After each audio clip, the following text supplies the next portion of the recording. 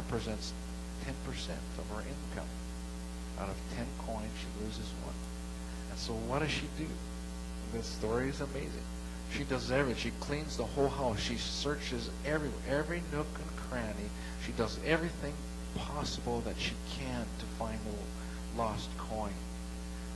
And she finds the lost coin, and she calls all her friends together, and they have a great celebration. I found my lost coin.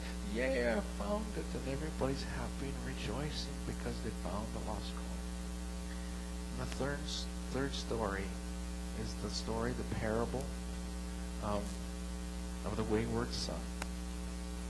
And he leaves, the prodigal son. And he squanders his life, and he comes back. And what does the father do when he sees his son coming? He celebrates. His lost son is back. He rejoices. He gets the best robe, and he puts the ring on his finger. He gets the best fatted calf, and they butcher it and have a great celebration, a great feast. Why would the father put on all that expense? Because of his immense love towards his lost son, who he found. Just like that mother in the mall who lost her child. You can almost imagine that sense of panic. But if she were to find her child, how would she feel? Yeah, that would be quite an experience for her to find her child after all that. She would experience a joy that she had never known before, having her child back. Well, Jesus was saying something in these three stories in Luke 15. I have it in the point to ponder under the notes there. Some things are of such value that when they are lost, it motivates, that blank there, it motivates an all-out pursuit. Doesn't it? When something is really valuable to you, it motivates you, doesn't it? And you go all out to find that thing that was lost. Have you ever lost your keys? You start searching because your life is on those keys. Your house, your car. You lose your wallet. Well, you spare no expense to search for things that have great value to you. Now the next point is the degree of value determines the commitment to the pursuits. Isn't that true? Yeah. The commitment, if it's valuable, you're going to be committed to pursuing that. And of all that we can cherish, nothing compares to the value of a what? Lost soul. Nothing compares to the value of a lost soul. Isn't that true? Nothing compares to that.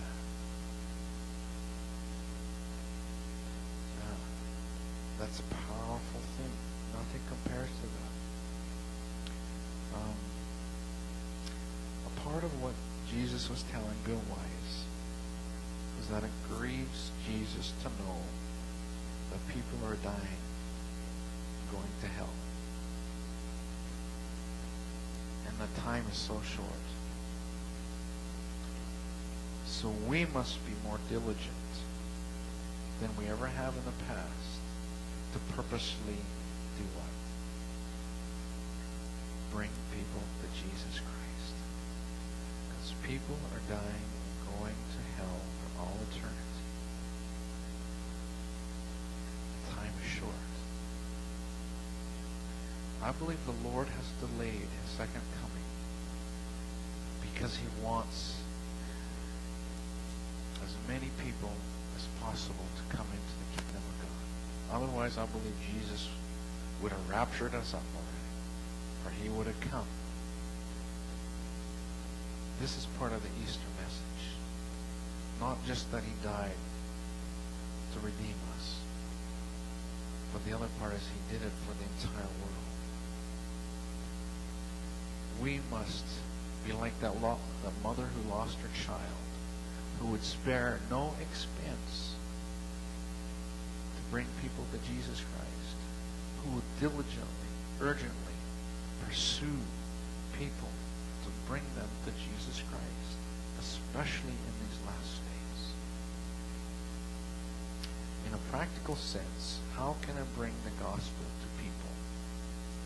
Well, there's many ways to answer that, but kind of in a couple general ways. I have this at the bottom of our notes. Number one is pray. There is power in prayer. There is power in prayer. We can get breakthrough in people's lives with prayer. You say, well, my children are so hard. They won't come to Jesus Christ.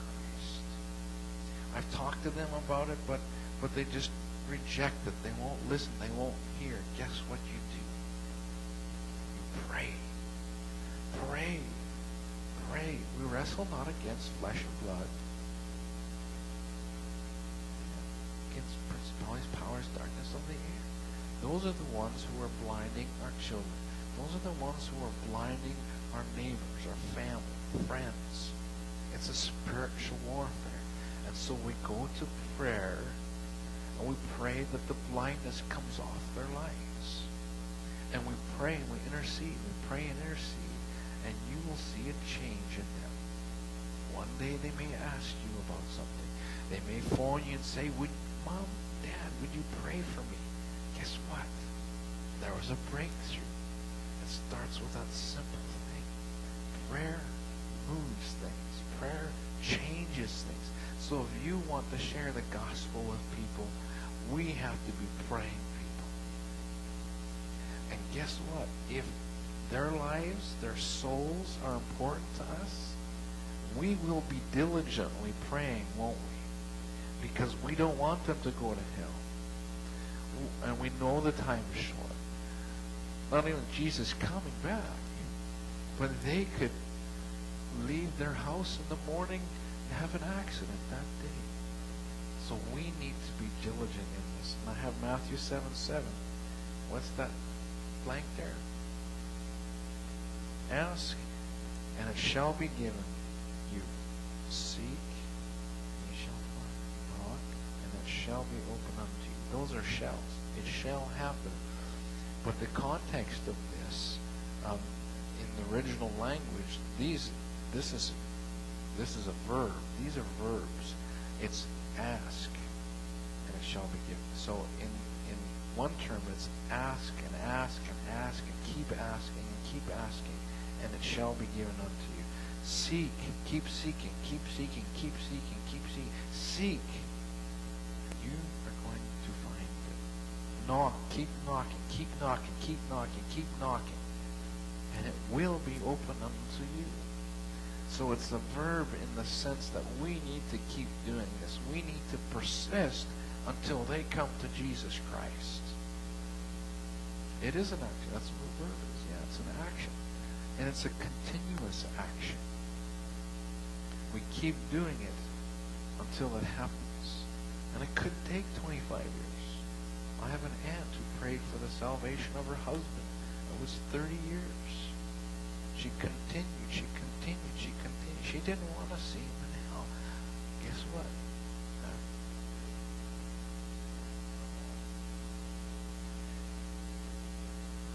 Do it. Yes. Keep doing it. My uncle came to Jesus Christ. Now he's in heaven. Hallelujah. We keep doing it until it happens. That's the first thing. The second one, number 2, is to do the work of the kingdom. Do the work of the kingdom. Matthew 10:7. And as you go. So what does that mean? Who goes? You go. No, we hired the pastor to do it. He goes. Sorry. Being mischievous again. No. You go. You go. Everybody goes. Preach. when you go, you preach, saying, the kingdom of heaven is at hand.